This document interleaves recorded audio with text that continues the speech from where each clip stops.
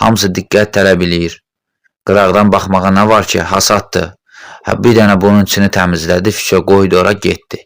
Amma onun əziyyətini onu işləyən adam bilir ki, nədir.